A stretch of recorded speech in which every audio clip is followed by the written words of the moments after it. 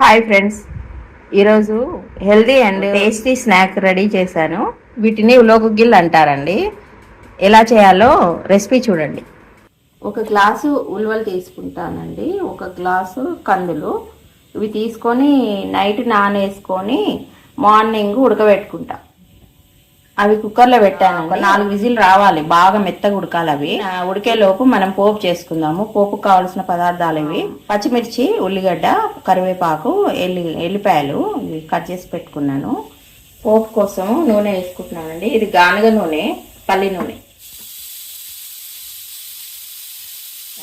ఉడికినాయి, ఇగో ఇట్లా ఉడకాలి, ఇట్లా కావాలి.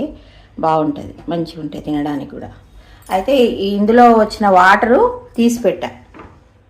ఉలువ చారు చేస్తాను నేను, అది కూడా రెసిపీ చేసుకుందాం. పోపు గింజలు వేసుకుంటున్నామండి. జీలకర్ర, జీరా అంటారు, జీలకర్ర అంటారు, ఆవాలు, పచ్చిమిర్చి వేస్తున్నాను. ఎల్లిపాయలండి, ఎల్లిపాయలు ఒక 4-5 ఎల్లిపాయలు కట్ చేసి పోపులు వేస్తున్నాం, బాగుంటుంది టేస్ట్. కరివేపాకు, ఆనియన్స్, ఉల్లిపాయలండి, కొంచెం సాల్ట్ అండి. అది ఉలోగుగ్గిళ్ళు ఉడకబెట్టినప్పుడు కూడా సాల్ట్ వేసాను. ఇందులో తక్కువ పోపు కదా, పోపు కోసం కొంచెం పసుపు వేసుకుందాం. పోపు రెడీ అండి. ఇది గుగ్గిళ్ళలో కలుపుకుందాము. పోపు కలుపుతున్నానండి ఈ గుగ్గిళ్ళలో.